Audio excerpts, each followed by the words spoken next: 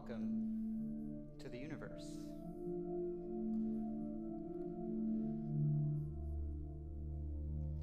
My name is Roy G. Biv, and I'll be your tour guide this evening as we listen to the different colors of the elements that make up the world around us.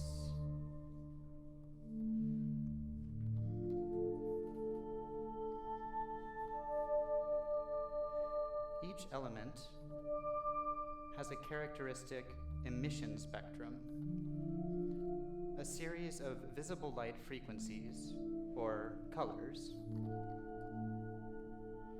that distinguish it from all the other elements.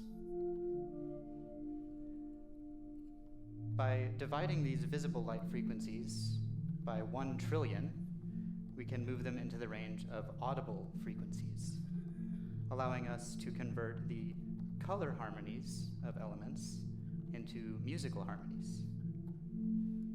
Right now, we're listening to the element hydrogen, the first element on the periodic table. Hydrogen has 4 lines in its emission spectrum, starting with red, the lowest frequency, light blue, and 2 violet lines.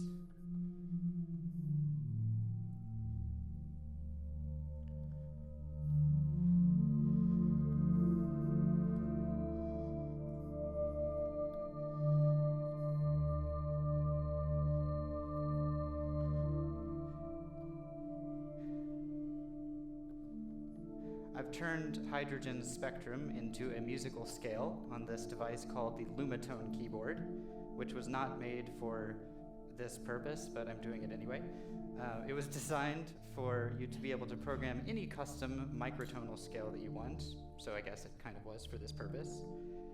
But I'm really keeping it true to its name and using it to control the sound and, of course, the lights.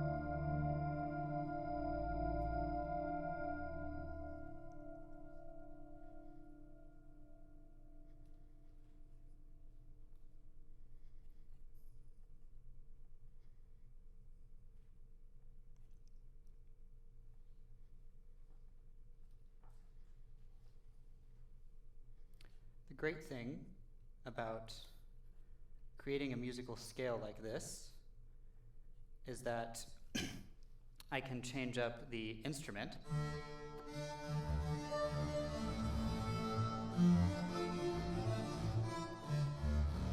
and create an entirely new world. And for this next demo, I want to show you hydrogen with this fun, super powerful synthesizer. All right.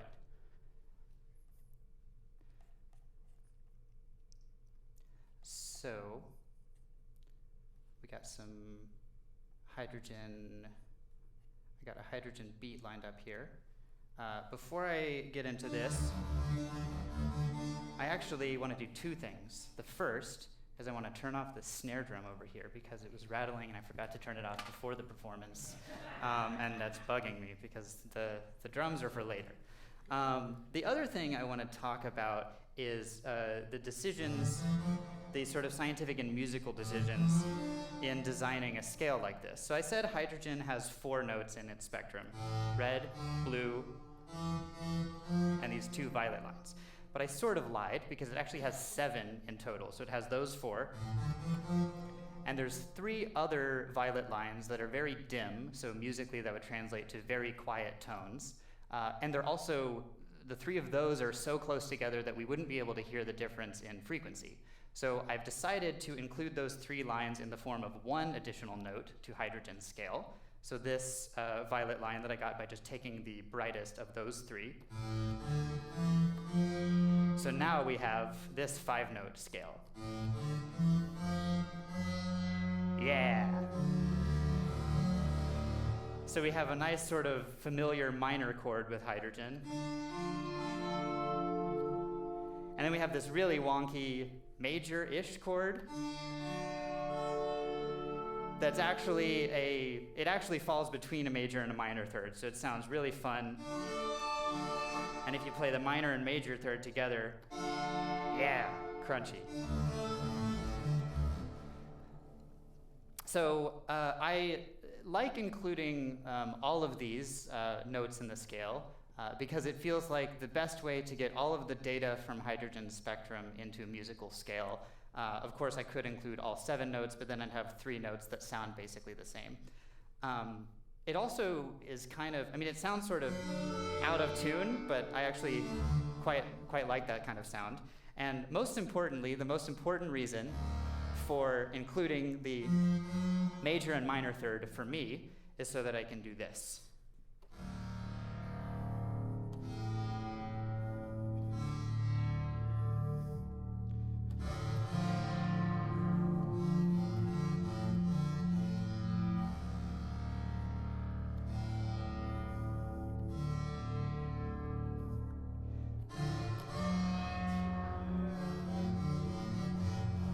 Okay, and I can't play the rest of that piece because there aren't enough notes in hydrogen scale. But what I can do is lay down a little bit of a beat. So I'm going to get a nice little hydrogen bass line going. And yeah, here we go. All right. Add some more notes.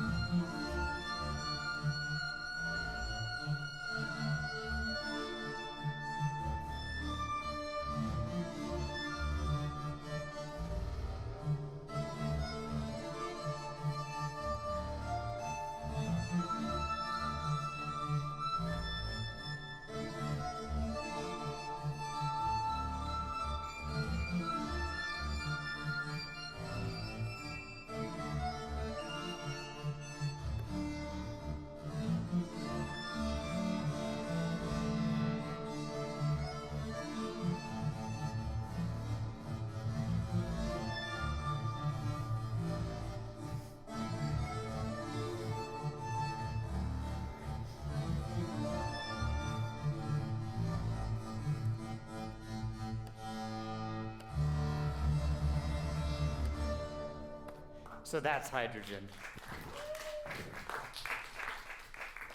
Now, hydrogen is not the only element on the periodic table. There are actually 118 elements. And now I'm going to show you what helium sounds like. Let's load up helium.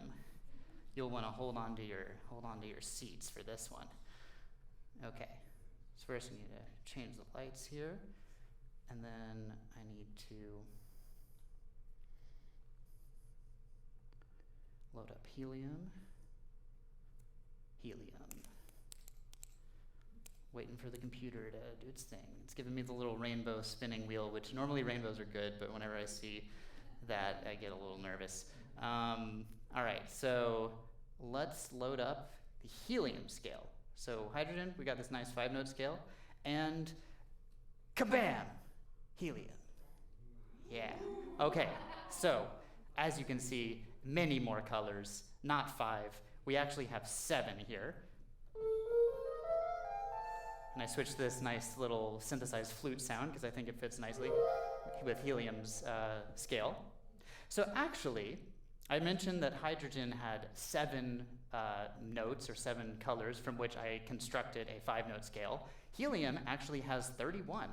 So if I played all of them at the same time at their respective brightnesses, so the brighter lines sound louder and the dimmer lines sound quieter, this is what helium sounds like. So kind of like a nice little tonal cluster thing. But it turns out that a lot of those 31 lines are very dim. So if you establish like an amplitude threshold and cut out all of the lines that are below 10% of the maximum volume, you end up with 10 notes. And again, like hydrogen, a few of those are so close together we can't tell them apart. So I end up with a 7-note scale. And this is, a scale you could make with helium. You could also, of course, make a 10-note scale or a 15-note scale, or all 31 notes. You might run out of space on this, and some of the notes might sound basically identical, but this is my helium scale. So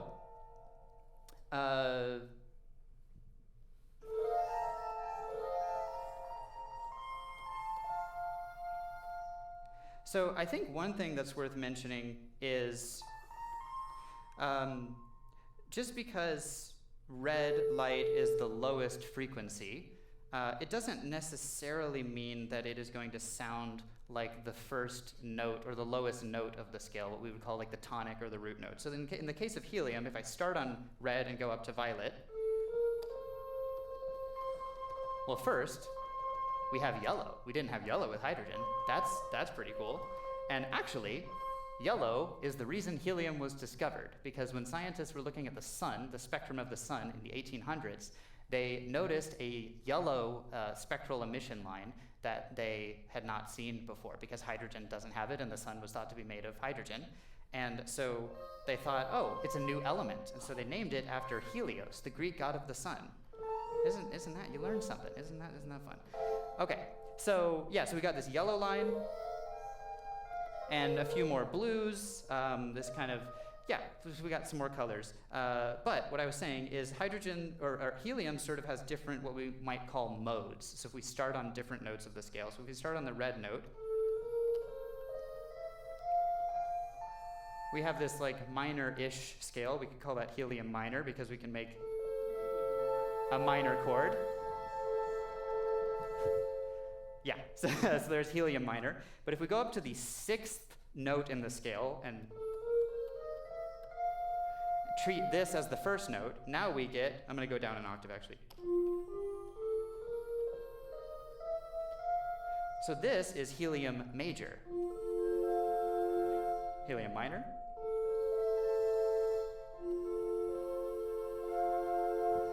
And the nice thing about this keyboard is that it's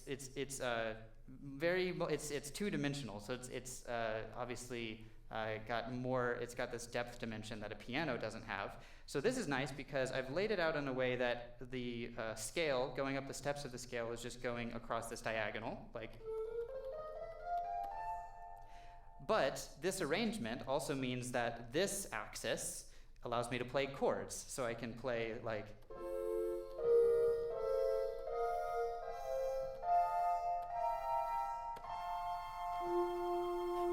So I can play a nice chord progression in the key of helium.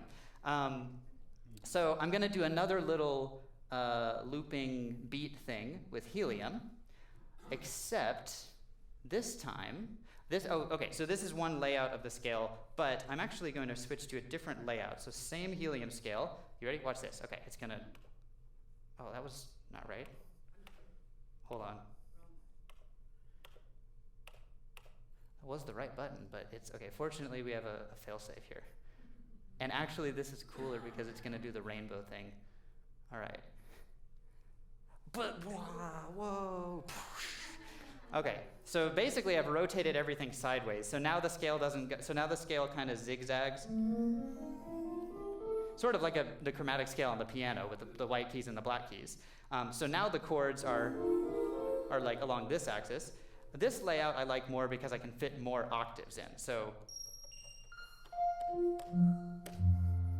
okay, so this gives me more range to work with. So with that, let's do a little tune. I actually titled, this is the only improvisation that I titled, and I've named it after the properties of helium. So helium is a very simple element, the second element on the periodic table, just 2 protons, 2 electrons, which happens to be like the most stable arrangement of particles that nature has ever come up with. So helium does not react with anything. It just doesn't do anything. It's incredibly boring from a chemist's perspective, even though it has all these colors and it is in stars and stuff. But yeah, it doesn't react with anything. It's just chilling, and it's free to roam around the universe and just chill out and look at stars, or be in stars, I guess. So I've titled this composition Simple and Free, after helium's properties. So let's, okay. So we got the first 3 notes of helium scale.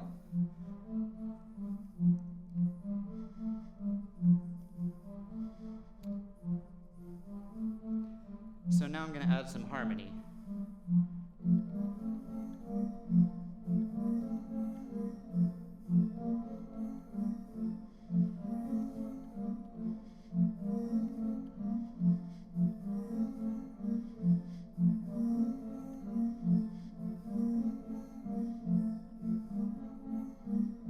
All right, there we go.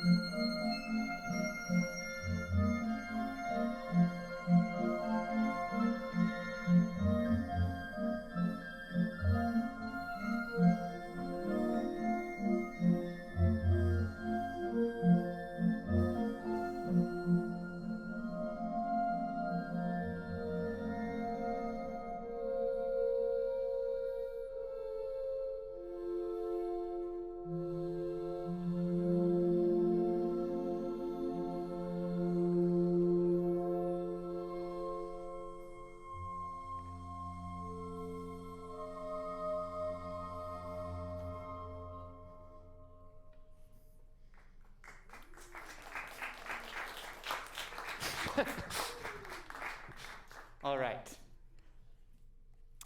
So now you've heard hydrogen and helium, so get ready for 116 more of these little things. No, I'm just kidding. So actually, in this entire summer, the 3 months that I've been here, the only elements that I've turned into scales are hydrogen and helium.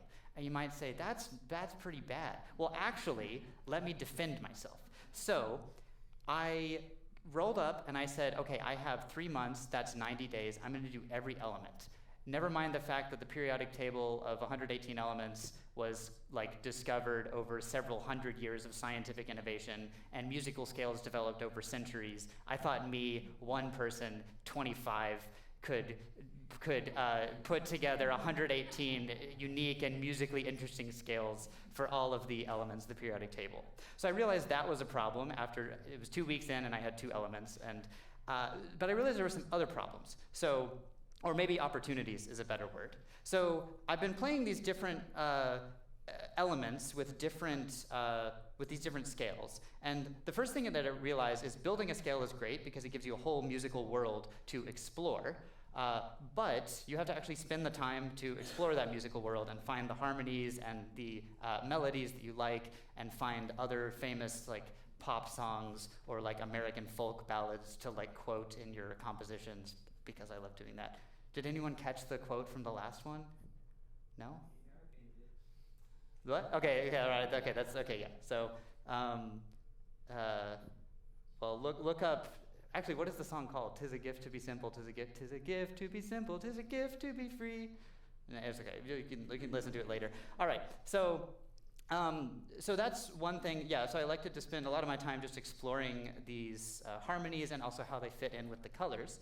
But another thing is that we can make different scales for elements, but the instruments that I'm playing with, whether it's like a synthesized flute or that bassy synthesizer, or even like detuning all the strings of the piano to match with helium's frequencies exactly, the sound of the instrument still has nothing to do with the element itself. So I want to show you how I designed instruments based on the sounds of the element spectra.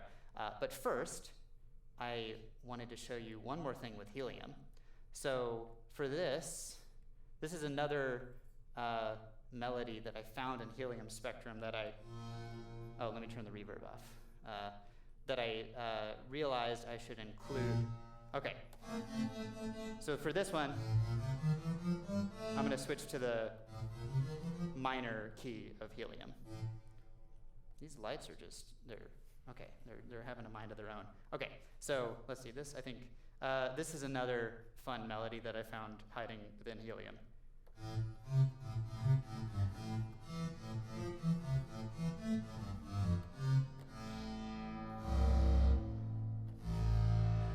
Yeah, you don't have to clap for that, okay. All right, so yeah, I want to take you through how I designed instrumental timbres or instrument sounds based on the different elements. So let me pull this up really quick.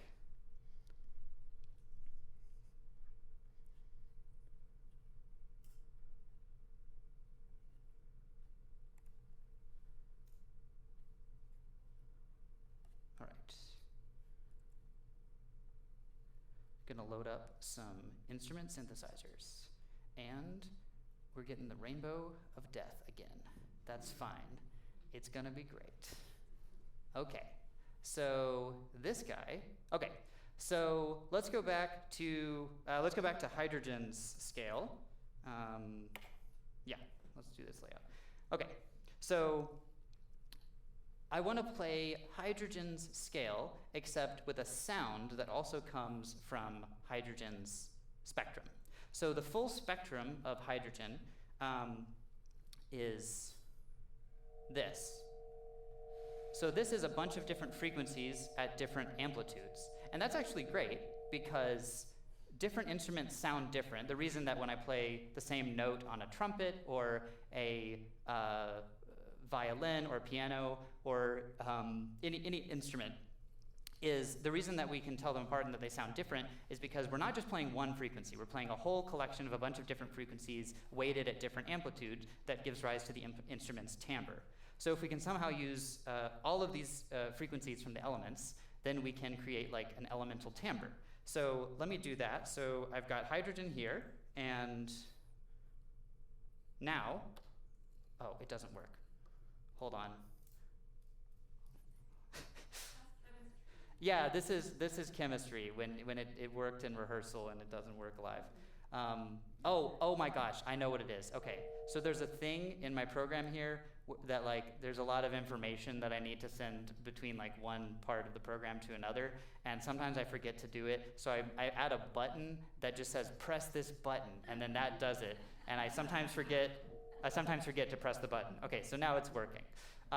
So now what we have, and actually I'm going to change one number from 240 to 24. There, I like that better. Okay. So what we have now is whenever I play a note here, it triggers all the frequencies in hydrogen spectrum. And if I go up to the next note, it's all those frequencies but shifted and transposed to the next note of hydrogen scale. So this is kind of cool. We have sort of a hydrogen synthesizer, and we can kind of play chords. Yeah.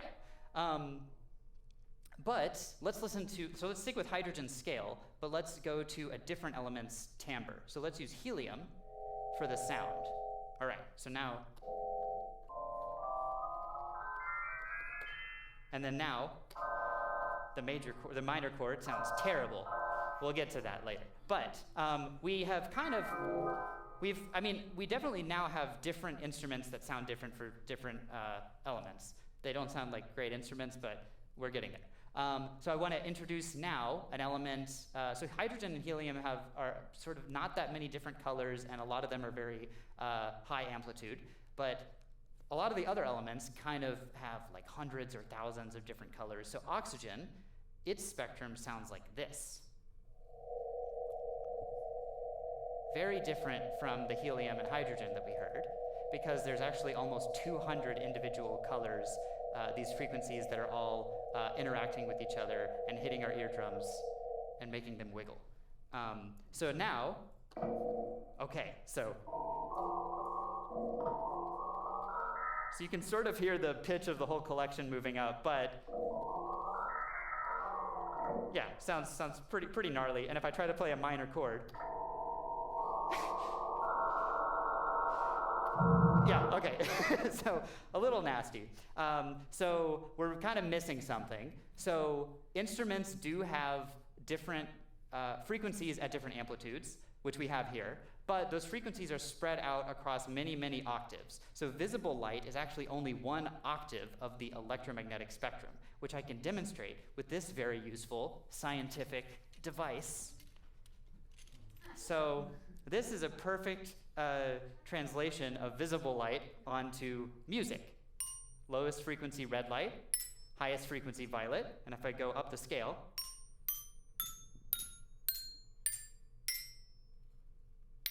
oh. So this is a little bit inaccurate because technically white light should be all of the frequencies together, but we'll it's okay. We'll forgive the people who made this. At least I got the order right. Sometimes it's like red is the highest and it's the opposite way, or it's like not even a rainbow, and that just drives me bonkers. But it's all in one octave, and sometimes instruments don't get this fact right. So I have another rainbow instrument here. So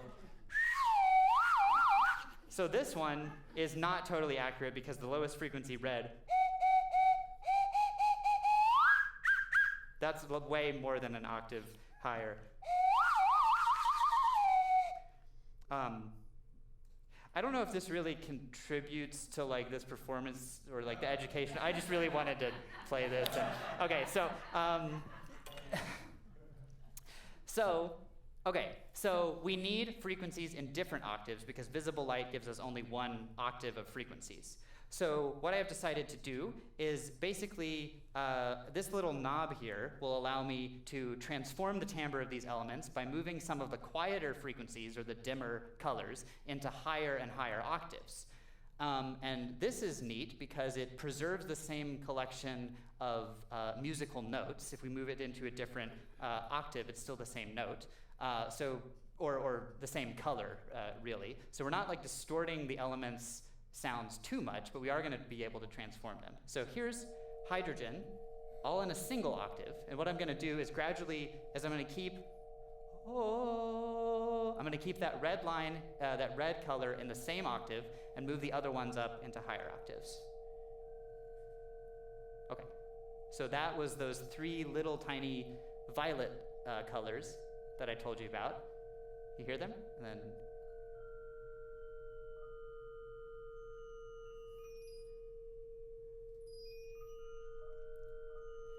so I can transform hydrogen from the dense collection in 1 octave into something that sounds a little more like an instrument. So we're getting somewhere. And different elements will now sound different. Okay, so here's helium in 1 octave, and now if I move the quieter frequencies, I like that setting. Yeah. There we go. Okay. So now let's play. We have a nice little helium bell thingy. Okay, so I want to show oxygen because, so oxygen stretched out. This is in the bass, all in the same octave. And when we stretch it out, we sort of can reveal a lot of this tonal information that's obscured by being in 1 octave. So now our oxygen synthesizer. Okay, still not great, but cool. And the elements are starting to now kind of sound like different instruments. So the last thing that I want to factor in is time. So right now, we've got different frequencies, different octaves, and different amplitudes. But when I play a note, we just hear all of the frequencies at their amplitude, and they just go on forever. But real instruments will decay over time. If you, where's an instrument? Okay, so this isn't a very tonal instrument, but if I hit this drum, there's a burst of energy, and then it decays with time. So let's add in some decay. Let's add in some time. So the way I'm going to do this is taking the brighter brighter lines, the brighter colors from the element, which we kept in the lower octave, and make those decay more slowly. And then the quieter ones will decay more rapidly. And this actually has a cool relationship to chemistry because the brighter colors that we see in chemistry also have what's known as a longer emission lifetime. When these colors are emitted from a single element, they also have a sort of time aspect built in. So let's add this, let's go back to hydrogen. And so hydrogen stretched out spectrum, but now let's add in time. Okay, now we're cooking. So now we have a nice little hydrogen kalimba.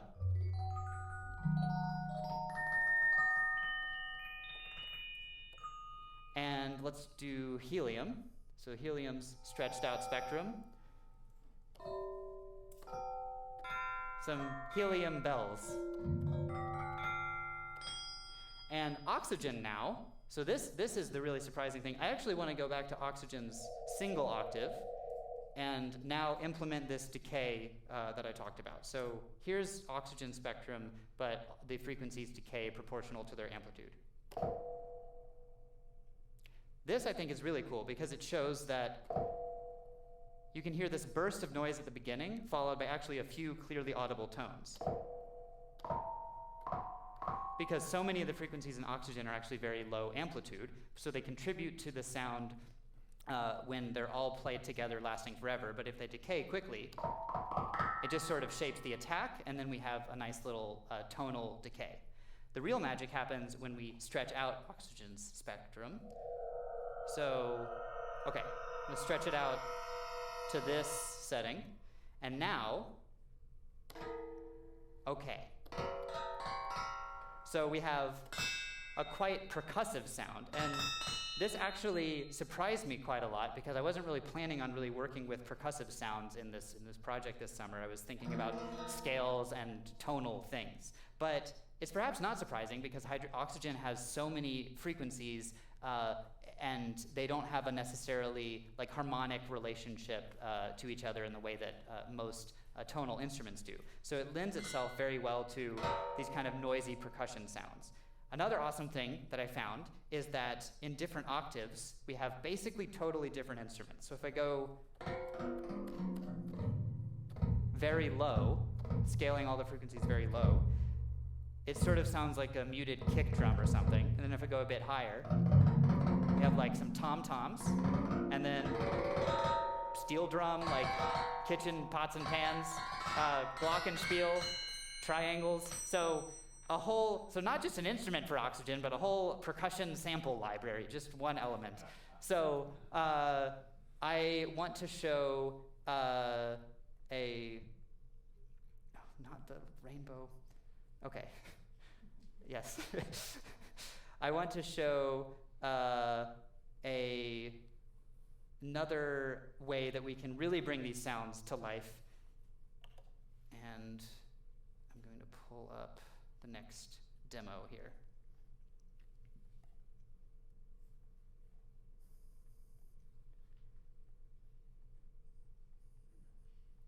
Okie doke. Let's load up our Oxygen, our magical Oxygen drum set. Okay, so I'm gonna load up Oxygen's spectrum again. I'm gonna press the button that says press this button, and then everything should theoretically work. Okay, so the idea here is, sorry, just a moment. Doing chemistry as we speak. Alchemy. Yeah, this is more like alchemy than chemistry. You're just kind of messing around and seeing what happens. Okay, so people here at the Ligeti Zentrum are into a whole bunch of awesome things. One of those things is haptics and actually feeling vibrations through things.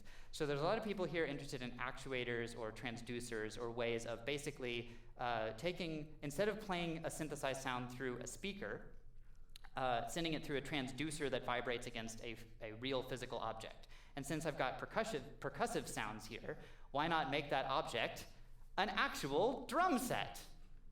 So now I'm going to play these sounds, but instead of coming through the speaker, they'll be triggered on the actual drums themselves. So that's the little drum there. And then that's the snare drum. But the nice thing about passing it through physical objects is we can change the sound. So if I turn back on the snares, now our snare drum sounds like this. Okay, yeah. And then the cymbal is my favorite, so those really high-pitched kind of metallic sounds. Yeah. And I can do all sorts of fun things by changing parameters a little bit. So, for example, if I make the decay much longer for all the frequencies on the cymbal, we can transform this into this. Okay, maybe that's a little bit too long. Yeah, something like that. Okay, so there's one more thing that I think we can do to make this even cooler. What if the drums also lit up?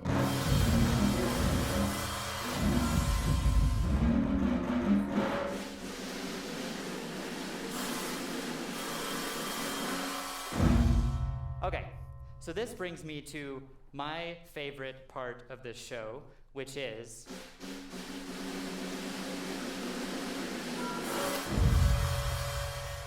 terrible chemistry jokes.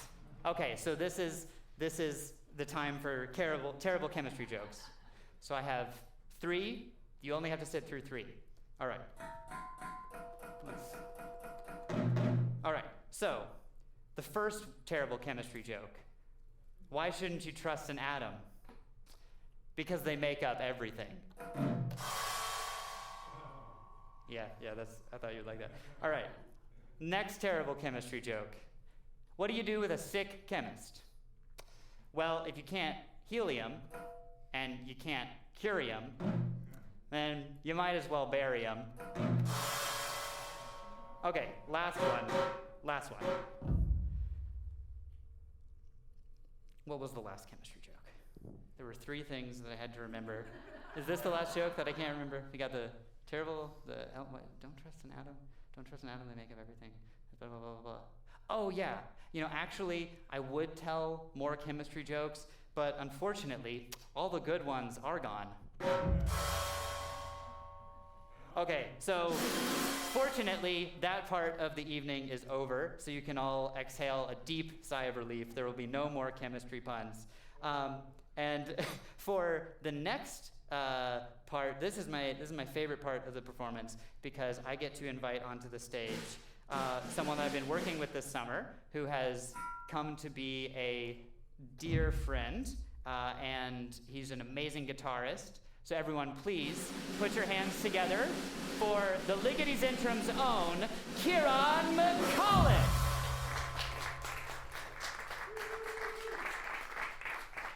All right.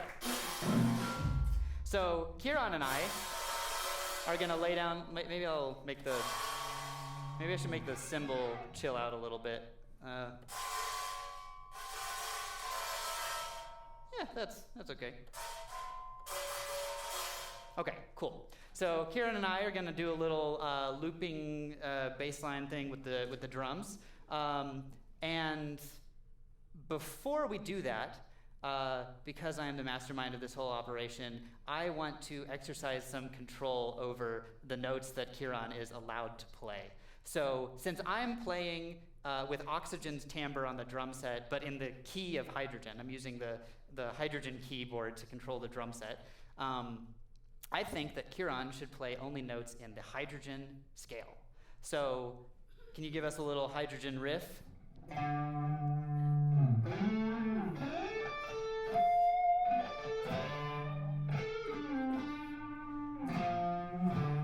Yeah. So go ahead, play a note that's not in the scale. No colors. So you'll know when I'm going to let you play notes that aren't just in hydrogen scale. I'll be nice. But you all will know in the audience when he's playing a wrong note, because there will be no colors. Yeah. I thought about doing like a big X and like, wrong note, but I think that's a little inhumane. So yeah, let's get a little beat going. All right. Nice little bass line. All right.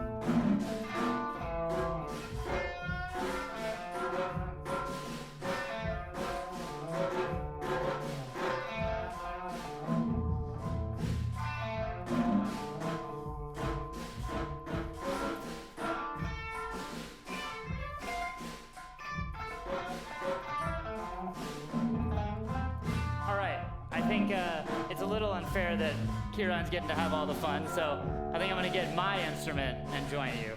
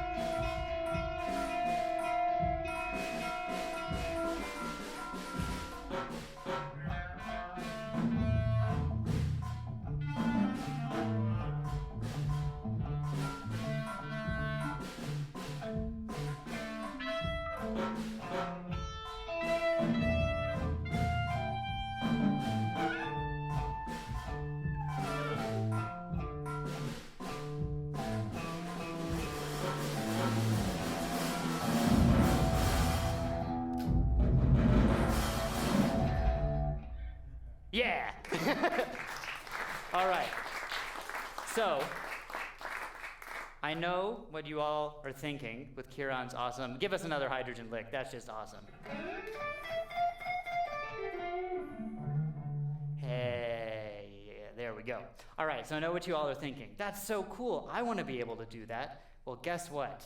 You can, because we've also got a mic. So just like I was passing Kieran's microphone or his signal output from the guitar through a pitch tracker that's telling me, analyzing the frequencies and telling me when he hits a note or close enough to a note that is in hydrogen spectrum. But I can also do that with you all because we have some hidden microphones around here that you guys aren't being like recorded. The threshold is okay. All right, so let's try this. So can you give us a hydrogen blue? All right, so everyone, cut your microphone off. So we'll try that. You're gonna have to be loud enough. All right, here, I think, really, if there's any singers in the audience, really belt it. I will change the threshold if I need to, but I want to try to get us singing. All right, ready?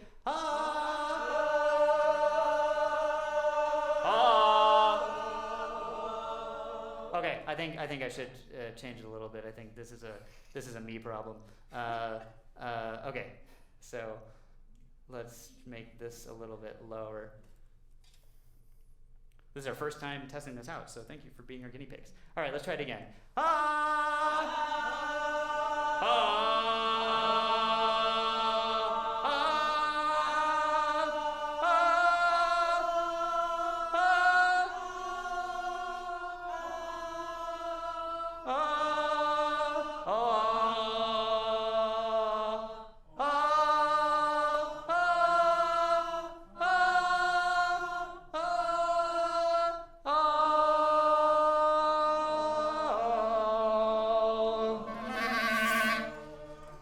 Yeah, well done. I think they deserve a round of applause. Great job. Okay.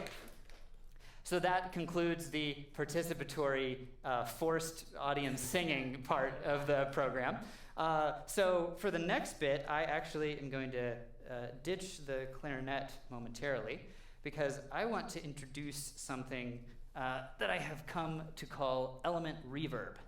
All right, so earlier when I talked about making different sounds for the elements and factoring in this decay parameter where I hit a note and then all the frequencies happen, but they decay proportional to their amplitude, I neglected to mention that how I'm sort of triggering that decay. So let me load up this next demonstration. That should clarify this.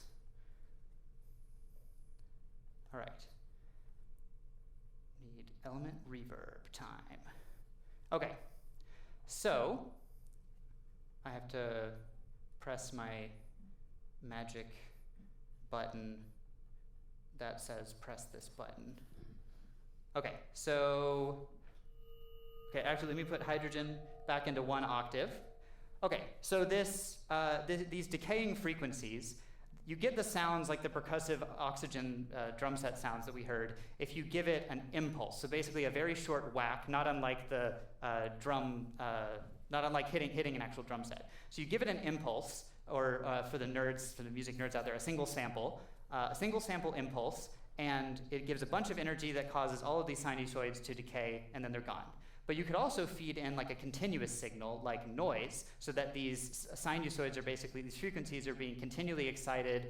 They strike, and then they decay, and then strike, and then they decay over and over again. So if you do that with hydrogen, but instead of feeding in an impulse, you feed in noise, so all the frequencies in the audible spectrum, you get this.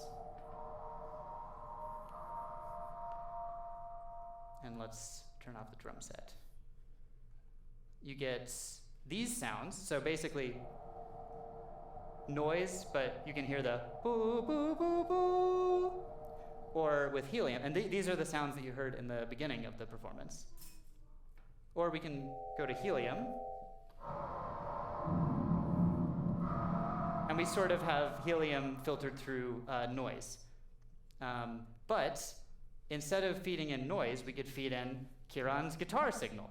So let's load up an element. Let's see, what element do you want? What element do you want? What are you feeling today? I've been really enjoying zinc.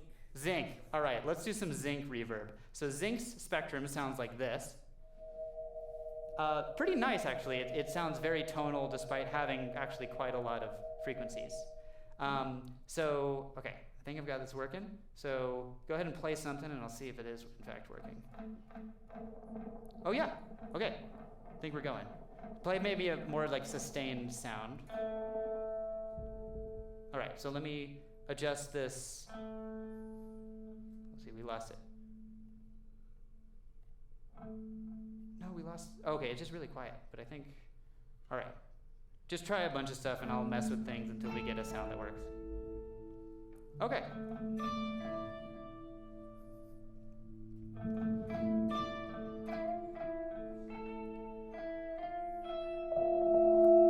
Okay, that's definitely working.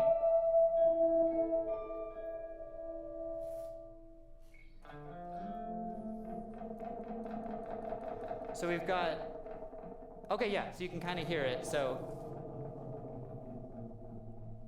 you can hear these like frequencies that are being excited. So maybe it's clearer if I play zinc's full spectrum.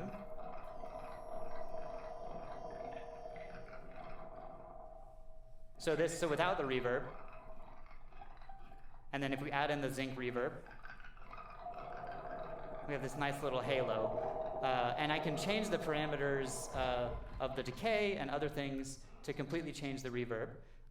And this idea of like sending an impulse to something and basically recording all of the frequencies, their amplitudes, and how they decay is called an impulse response. And you can do it for real rooms and get the reverb characteristics of a physical space. And then digitally, you can do something called convolution to create or to simulate a reverb in that space. So basically what we're doing here is effectively the same thing. We're taking the impulse response, so to speak, of an element and feeding a guitar signal through it so that basically we have kind of the sound of being inside of an element but I mean each element is a different room, and each kind of parameter is almost a different room. So but yeah, I think this is the closest thing to sort of being inside of zinc. So we're going to do a little composition here. So Kieran is going to be playing some cool guitar stuff, and I've actually given him control on his foot pedal over the amount of reverb, so he can control he can control how much there is, and I'm going to be changing the spreading of these frequencies into different octaves for zinc. There's one more thing we want to add, which is we thought it'd be nice to have like a brass band or a sort of metaphorical brass band. So brass is made of a combination of copper and zinc. So what if we take the spectrum of copper and feed it through zinc reverb, and then it's sort of like a brass band, except not really. But so copper's spectrum sounds like this. Let's see. So in one octave, a few kind of clear tones, but a lot of noise. And if I spread it across multiple octaves, let's see. So if I spread it across multiple octaves, we get this really nice, well, once it stops doing the spinning rainbow of death. All right. You want to play some cool guitar stuff while we wait for this to... All right, yeah. Thanks.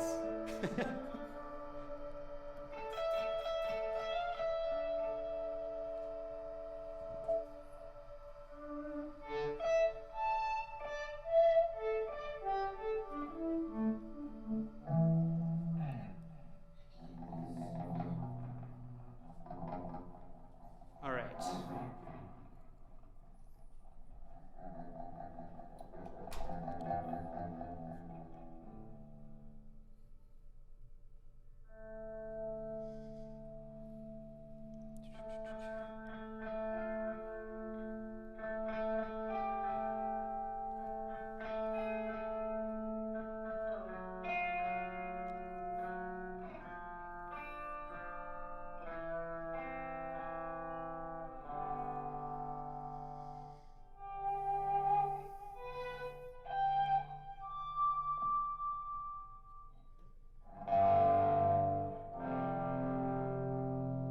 Okay, we're saved.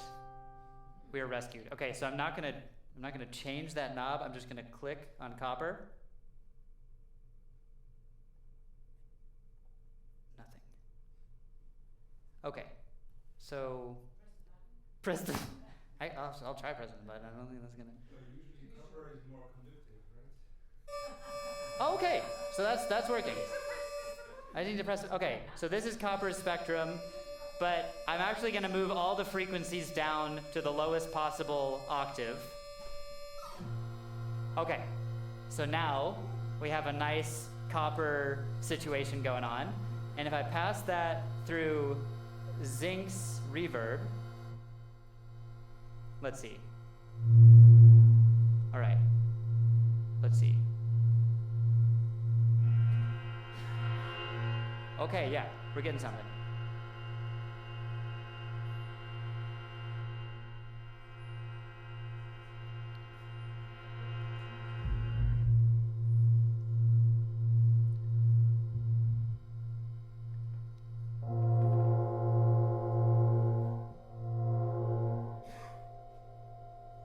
All right, so we're gonna do a little demo here with some copper zinc reverb, some guitar, and no lights for this one. We'll just let you close your eyes and enjoy the music.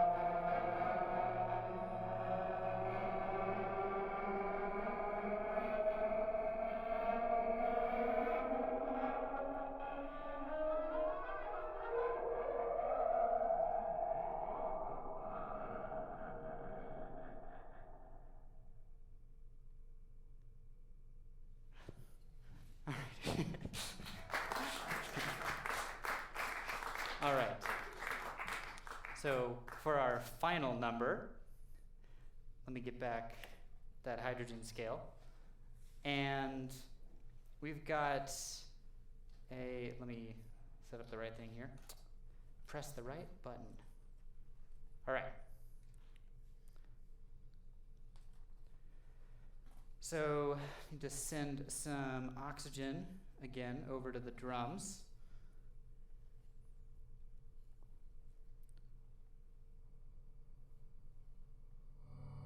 All right.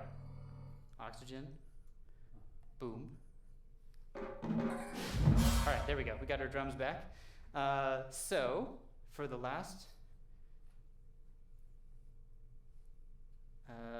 let's see. We should also turn Kieran's color tracking thing back on because that was fun. Yeah. There we go. Okay. So, making sure we got everything set.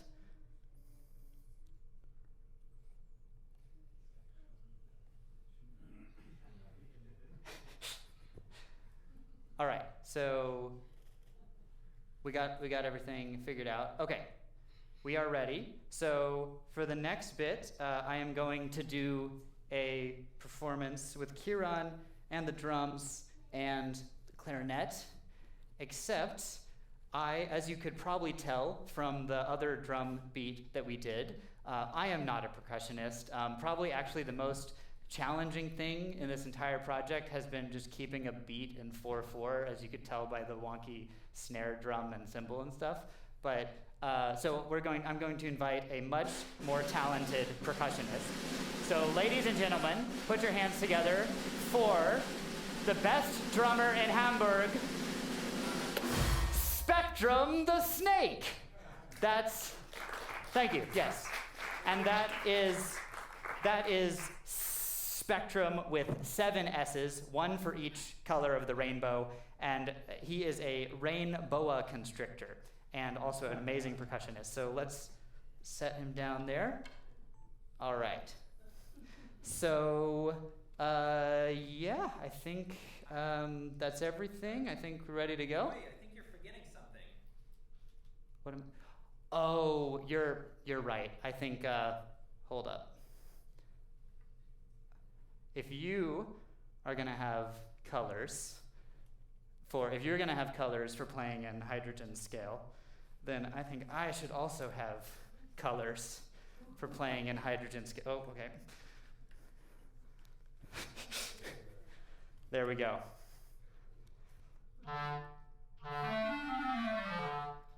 And they don't work, which is great. Press the button. Gotta press the button. Okay, is my microphone? Yeah.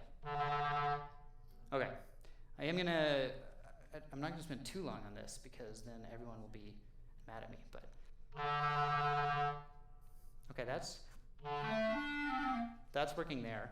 So one possibility is that the battery is turned off, which is tough because the battery's like in my back pocket, but maybe if I press that, it's still plugged in.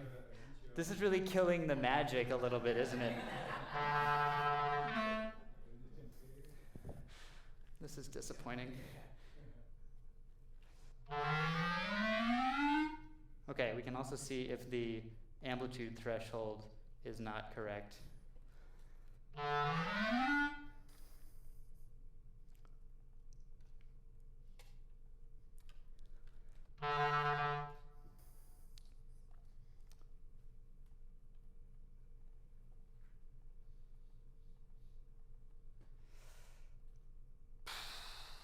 This is sad. Could you tell me if the power's on? It should be green. Should be. I see no lights. Okay, is it, Now they're that's blue? Okay, I think that's right. Wait, does the thing is plugged in.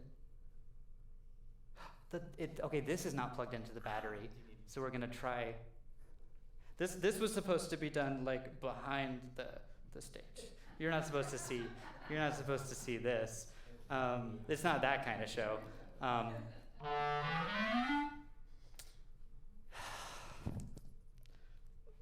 unfortunate.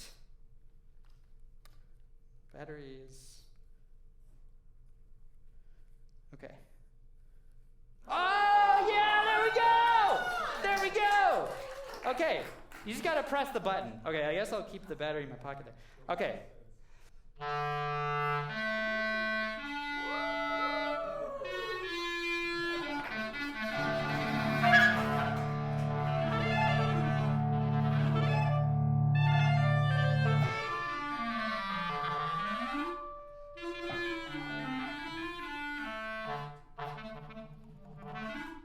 All right, I think we can get started. So, Spectrum, take it away! All right.